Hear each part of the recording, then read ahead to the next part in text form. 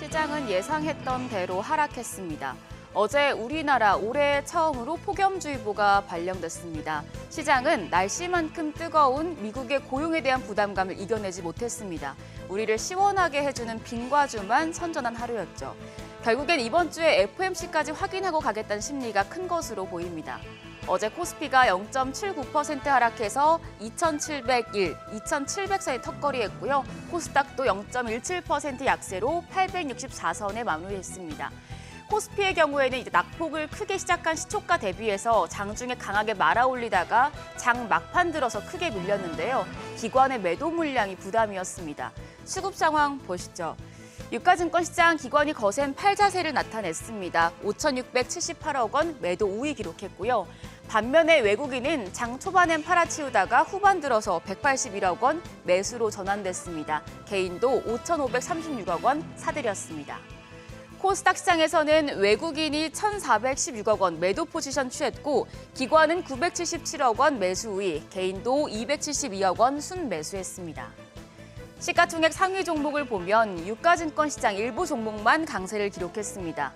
SK하이닉스가 0.2% 추가 상승했고요. 현대차와 기아는 해외 실적 모멘텀에 오름세를 나타냈습니다. 나머지 종목들은 대체로 하락폭이 컸는데요.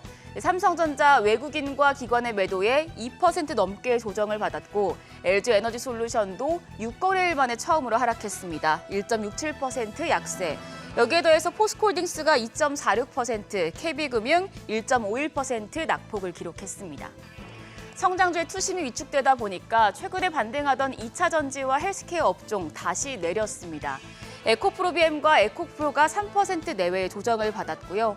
전 거래일에 급등했던 알테오젠 6% 가까이 빠졌습니다. HLB와 셀트리온 제약도 모두 마이너스권, 반도체 소부장주만 상승부를 켰는데요. 리노공업이 3%, HPSP가 1% 플러스권, 피부 미용기기 업체인 클래시스도 2.38% 선전했습니다. 환율이 시장의 부담이었습니다. 10원 70전 급등해서 1,376원, 다시 껑충 뛰었습니다. 증권가에서 조선주의 상승을 예고하는 강한 스탠스의 보고서가 나왔습니다. 최근에 신규 선박을 만드는 가격인 신조선가 지수가 역사상 최고점 수준까지 상승하면서 조선업황 개선에 대한 전망이 나오고 있습니다.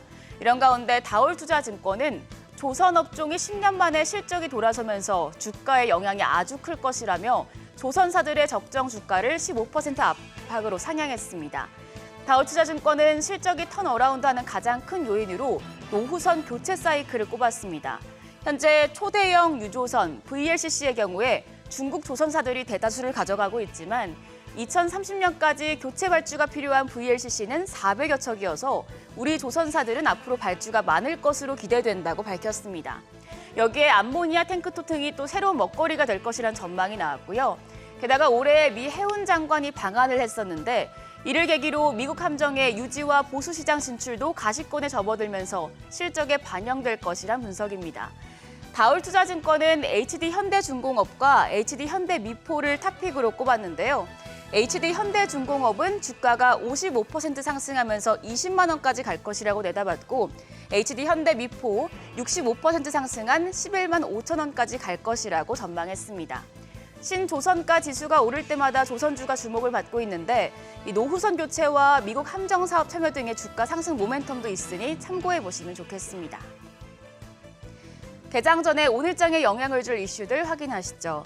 오늘은 우리나라 6월 10일까지의 수출입 잠정치가 나옵니다. 수출 상황 체크하시고요.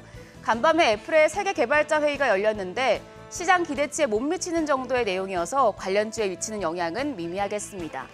오늘은 원전주가 좀 주목받을 수 있겠는데요. 영국 원전 기업단이 우리나라를 찾아서 국내 원전을 둘러볼 것으로 알려졌습니다. 영국이 신규 원전 투자 계획을 밝혔던 만큼 영국 원전 기업단 방안으로 국내 원전 수출 기대감이 커지고 있습니다. 한편 어제 시간의 거래에서는 광고주가 강했습니다. 네이버가 오는 13일부터 중간 광고를 치즈직에 도입한다는 소식에 플레이디와 EM넷 등이 상승했고요. 또 어제 장 마감 이후에 현대트랜시스가 사우디아라비아 빈살만이 이끄는 전기차 시어의 감속기를 납품한다는 소식이 보도됐었는데요. 이 현대트랜시스 협력업체인 대성파인텍이 주목받았습니다. 오늘 장에서도 이런 흐름이 이어질지 지켜보시죠.